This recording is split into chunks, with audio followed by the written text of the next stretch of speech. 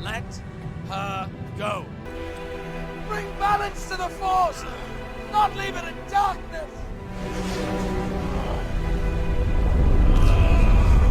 What's talking? That's right, me. So about 6 years ago, I watched this little PewDiePie video called My Favorite Manga.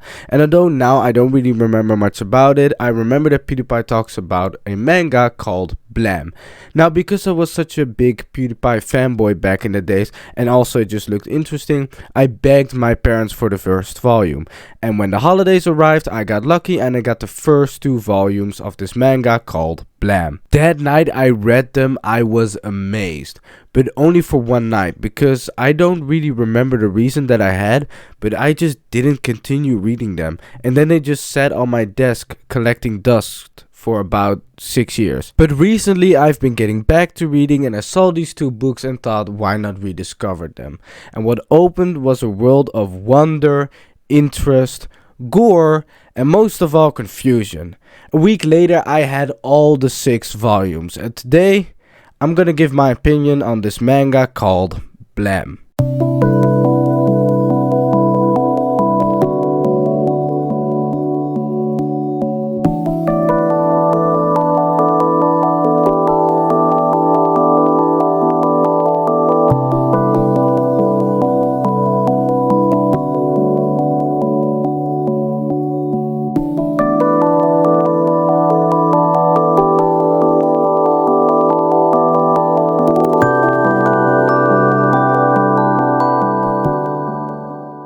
So, Blam is a 6-volume long book series about basically nothing.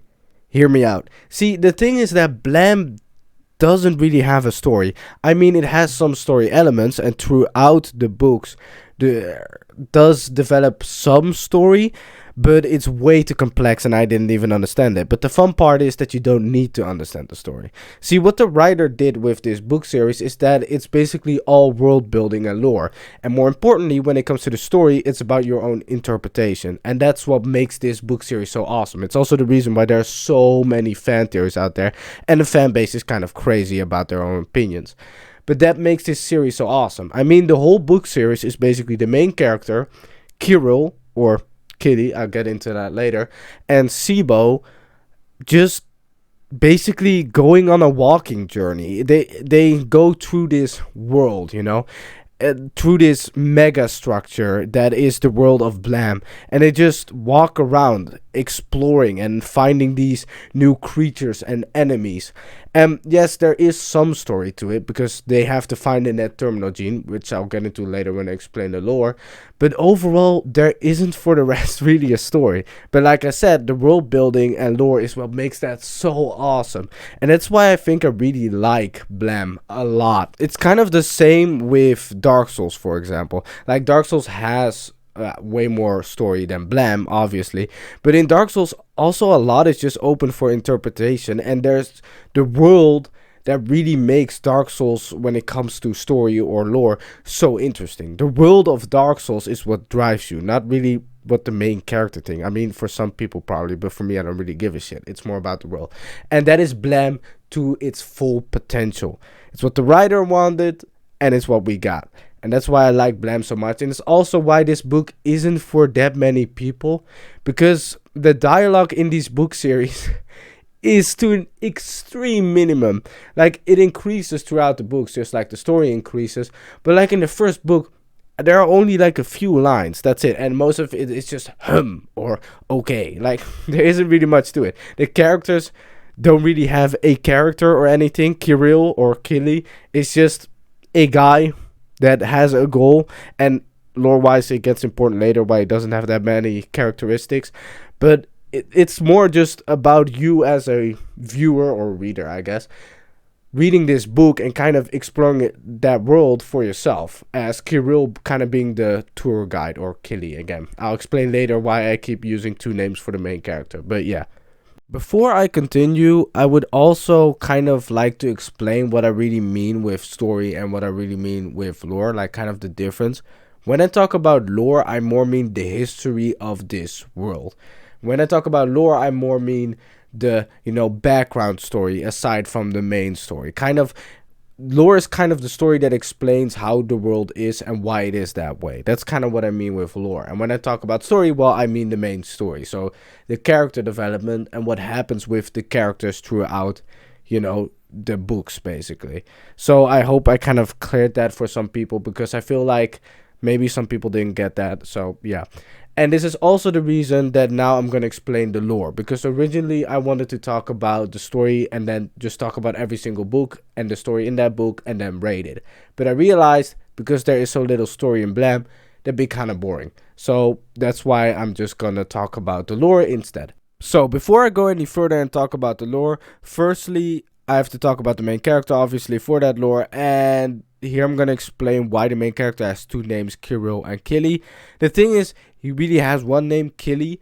Like in the YouTube videos that I've watched talking about Blam, he's called Killy. On Wikipedia, it's called Killy. In everyone else's books, he's called Killy. But I think my books made some translation error. So in my books, he's called Kirill.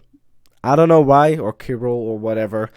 But yeah, therefore I'm going to call him Kirill, because that's just way more natural for me than Killy. So yeah, but anyway, the lore.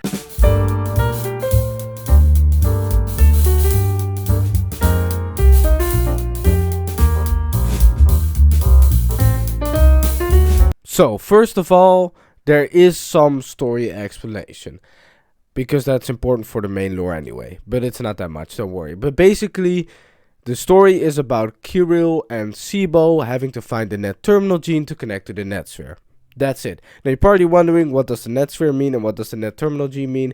Let me explain. First of all, the net terminal gene. The net terminal gene is a kind of special gene that is only acquired from true humans, to kind of put it like that. Basically, just humans.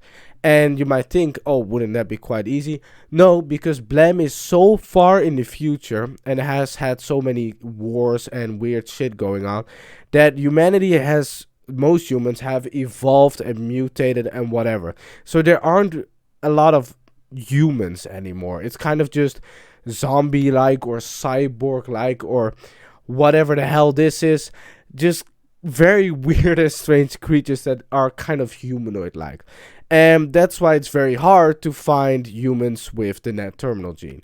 And that's kind of what the whole story revolves around. And they need the net terminal gene, like I said, to connect to the net sphere. Now, the net sphere is very cool and interesting, but incredibly hard to explain, also because there just isn't that much information. To kind of for example, like related to something, VR chat, I guess. It's kind of VR chat for humans, if you think about it, or just VR in general. It's kind of a place where humans with the net terminal gene can connect to, kind of this other world, and they kind of control all the AI or robots, something. It's very hard to explain what the net sphere does, but it's important to connect to the net sphere, because then you can turn off all the builders, which I'll explain later. But yeah, so they want to connect to the net sphere. And the net sphere is a very complex location. It's kind of hard to explain how it really looks like. But to put it lightly, it very much looks like a grassland. Throughout Blam, we get to see the net sphere only like a few times, basically. And what we see, like I said, it's kind of a grassland, which doesn't sound that interesting, but Blam, there isn't any trees or grass or land or water or rivers or whatever. Blam's world is a massive mega structure made out of metal, basically. So the net sphere is kind of a very weird world, which is interesting because in the real world it will be the complete opposite, which is very cool. But yeah, the net sphere is very mysterious. In the last chapter, I won't try to spoil anything, but it's also very hard because I don't even know what it means. So yeah, I don't know if this is spoiling, but in the last chapter you see the net sphere again, and there's like a massive castle, and there's like this dragon-like creature or whatever. It's incredibly weird. So yeah, that's the most I can do trying to explain the net sphere. But like I said, they need the net sphere or to connect to the net sphere so they can turn off the builders. Now, the builders are, well, builders, basically. The builders are the reason why Blam's world is a massive mega structure. The builders are very hard to explain in lore, kind of like a lot in Blam, because there isn't really much explanation. But the builders make the mega structure and make it kind of infinite because they keep building. And kind of what my theory is, and I think also the books say, but I don't really remember it quite well, is that the builders were originally just meant to build structures, but when all the humans didn't have the net terminal gene no more, they just continued building for centuries and centuries without anyone getting to stop them, because the builders are also massive, just robots basically. Sometimes they're more tiny, I think, but overall they're very massive and kind of hard to destroy. So these builders just kept building, and eventually it turned to be like a massive mega structure, like infinity long basically. And when you stop the builders, you stop the mega structure from increasing. And I guess kind of why they want to do this is to reach the outside world or something. That's my theory. I don't really know, but that's kind of the main point of whole, Blam basically. Now, the name that you have heard me mention a lot is the name Kirill, the main character. But who really is he? There are a few things we know, but overall there's not that much. But let me explain. First of all, Kirill is a goddamn killing machine. Like, he's Terminator and just, I guess, every anime main protagonist combined. He's a goddamn god. If America had Kirill, Mexico would be wiped off the earth, and every immigrant with it. So Kirill is a badass basically, but it's kind of weird because in a world with massive robots and infested alienoid humanoids, whatever they are, how is Kirill so strong? Well, it is because Kirill isn't really a humanoid. And this, I don't really remember that quite well, but Kirill is kind of lore explanation wise either one of the best safeguard robots or one of the best administration robots. Although he doesn't realize this till way later in the book. You might be wondering what is safeguard, what is administration. I'll get into that later. But this is the explanation that we kind of only have why Kirill is so good at fighting. Because sometimes he just loses an arm and it just pops back or some shit. Or just gets kicked through like 10 walls and then he just like aight and then he fights back. He's, like I said, for like the 20th time, he's a killing machine. But what makes him way more interesting and why he's really truly a killing machine is the weapon that he uses. And the weapon is awesome, and it's also the reason why the book series is called Blam. Now you might be wondering, Blam, isn't it blame? A lot of newbies think it is, but it's called Blam because of the sound that a weapon make. Like when you read a comic book, I don't know how much of you read a comic book, but the Blam sound, kind of like that. This book is called Blam because of the weapon that Kirill uses, which is a kind of sci-fi handgun called a beam emitter. And that might not sound that badass, but the weapon is really badass. The weapon is kind of like this whole other thing in the story, basically. That isn't explained that well, but it's just a very, very strong weapon. Probably the strongest in the whole world. Now, why is the beam emitter so strong? Why is it so interesting? Why is it basically a thing of its own? Well, basically, because the beam emitter's laser can shoot through everything. And when I say everything, I mean everything, and that just makes it so awesome. Like throughout the imagery in the manga where you see Kirill firing the beam emitter, it's so cool. And also the artist just makes the laser look so powerful. And what makes this weapon even more interesting is that it also has another purpose. See, Shibo and Kirill need to traverse throughout the megastructure and also outside it to find a human with the net terminal gene. But because some layers are so thick and some are even, said to be impossible to go through, they use the beam emitter to go through it so they can traverse outside and kind of discover all new worlds. So the beam emitter is also just used for the plot to move along by killing annoying enemies, but also for the plot to move along to get to the point, because they can't get to the point without the beam emitter, basically. It's kind of a mining tool and a weapon, if you will, basically. And that makes it so awesome. And it's also just an iconic weapon, and it's the reason why Blam is called Blam. Now, you probably would be wondering what really is this mega structure, because I keep mentioning it. Well, it's kind of hard to say because it kind of has two definitions, in my opinion at least. You kind of have the world of Blam, which is just this giant mega structure that builders keep building on, and it's basically infinite. But in that giant mega structure, you have mega structures basically. Now the story starts in one mega structure, and then eventually with the laser they get out of that one and discover different mega structures. And these are also kind of different from each other. Like you have, like in I think one of the last chapters, you have like this massive new world or something that is just kind of loosely explained, that has this massive war going on as well, that's also in the massive mega structure. So yeah, now before I continue with the awesome stuff, I guess I have to talk about Sibo, because you're probably wondering who is that. Now Sibo is like this boring ass hacker girl that is all over the place. Like sometimes she has another body, at the end she's, well, let's just say very different from the beginning.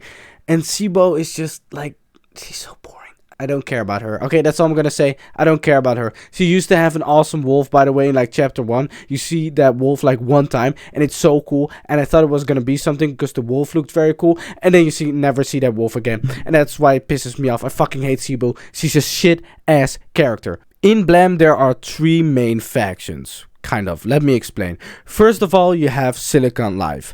These are the main villains. Their lore is that they used to be humans, I guess, and then they kind of, through experiments and mutations, became alien zombie-like badass disturbing savages or something like that. So yeah, and their main purpose is to destroy the Netsphere basically. They also hate safeguards, and they also hate administration a lot because they used to have a war with them, and I guess they kind of still do. And it's also the reason why they are the main villains, because Kirill is on the side of the administration. So yeah, that's basically Silicon Life explained. Although probably an important thing is that there's also a faction in the Silicon Life that's a little bit different, and that is ruled by this guy. I can't pronounce his name, or woman, I don't know if it's a guy or a dude, but he or she is awesome, and their plan is a little bit different. They actually don't want to destroy the Netsphere, but they want to connect to it. And in the books, they try to do this, and it's also like the first really good look at the Netsphere, and they try to connect, and then they fucking die, basically. But it's very awesome. So that is kind of overall Silicon Life. It's also the reason why Blam is just kind of disturbing at times, because mostly what you see is these Silicon Life villains or safeguards. Safeguards are also kind of disturbing, but Silicon Life are like the weirdest infested things. They also have like sometimes giant monsters or something. Silicon Life, like I said, is way more infested alien like than the rest in Blam, which is way more robotic. And now the other 2 main factions, well, first of all you have the safeguards, and the safeguards are basically killing robot machines that kill everything that doesn't have the net terminal gene. And they protect the Netsphere, so they kill everyone who tries to connect to it as well. And now, way back, this was probably very good. Also the reason why they probably originally are called safeguards, to protect the Netsphere.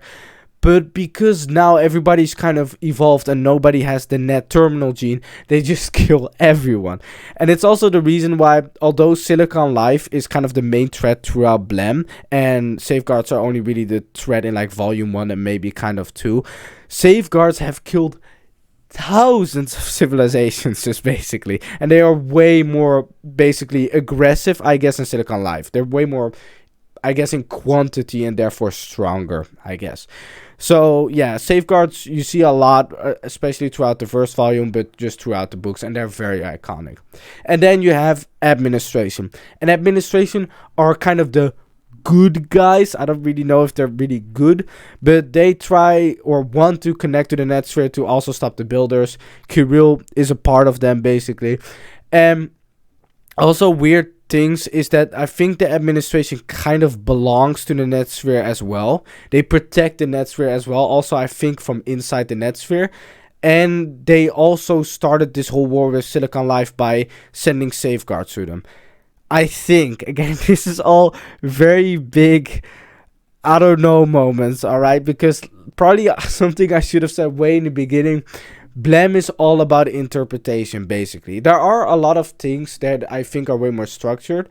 And I've kind of taken a glimpse at the Wikipedia page, and a lot of stuff is apparently given that I didn't even know existed, but I'm just doing this my way. It's probably all wrong, but this is just how I interpret the story, and I think it's awesome, so I don't really care. So yeah, but basically those are all the three main factions. Now the last two things I want to talk about when we talk about lore is two main areas in the books that are kind of outside of the mega structure, basically a whole different thing, and are both very awesome. You have Toa Heavy Industries, and you have the unofficial structure site or zone or whatever.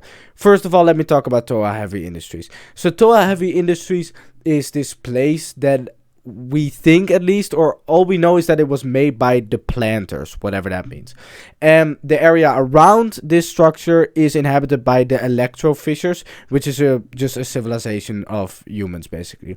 And they really want to get into the Toa Heavy Industries, but they don't know how, basically. And what is very interesting, when they finally get in to Toa Heavy Industries, before they have like this epic massive mecha battle with like massive Silicon Life, but you just have to read the books for that. When they get in, they realize that Toa Heavy Industries is very independent from the mega structure, and what makes it interesting is that means there are no safeguards in Toa Heavy Industries. Toa Heavy Industries is basically a different world. It also has its own, I think, like 13 stratums or something, and every stratum is ruled by one AI. Now the important stratum is stratum 8, which is ruled by a chick, I guess, called Mesubo, or wait, hold on. Mensab is ruled by Mensab, and her epic knight friend Sui, or Su, or however you call him, which is awesome. Okay, I simp for this guy, he's epic. But yeah, so Toa Heavy Industries, like I said, is basically this other world thing, and it's very cool. And I guess spoilers, kind of, it doesn't end that well for Toa Heavy Industries, because the main AI that kind of rules over all the floors makes a deal with Silicon Life, because like I said before, safeguards aren't allowed in Toa Heavy Industries, but Silicon Life was also not allowed in Toa Heavy Industries. And with allowed, I mean they just can't access it. But the main guy who kind of rules over Toa Heavy Industries kind of ended this deal or something. So in the books, eventually Silicon Life and Safeguard start entering it. The main guy's like, oopie, I guess we'll leave or something. So Toa Heavy Industries kind of flies off, trying to get through the mega structures layers and just, I guess, go somewhere where it's safe or something. But because they don't have a beam emitter or anything, everybody in there is like, goddamn, the leader has gone insane, we're all gonna die because we're just gonna crash into a layer and just, you know, go flat, basically. So then it kind of happens that the Electrofishers and Kirill and Shibo have to kind of quickly escape from the Toa Heavy Industries, and that's kind of the sad, depressing end to it. But again, it's probably the most coolest, I guess, plot line in Blam. And again, like I said, Mensab is also cool, but Sui, or Su, again, I don't know how to pronounce his name, is goddamn awesome. And for the rest, we have the unofficial mega structure level, which is like this barren wasteland. And I mentioned earlier that there was like this epic war going on in like an other land or something outside the mega structure. This is that land, basically. It's a wasteland, but at the same time there's like a massive war going on or something between Silicon Life and I don't really know what kind of people, but all I know is that, oh god, I don't know his name, but a character that doesn't matter is fighting this war with the Silicon Life, basically. And these people that the character belongs to, that are fighting this Silicon Life in this wasteland, have like some weird thing where they can die like repeatedly or something. It's very weird.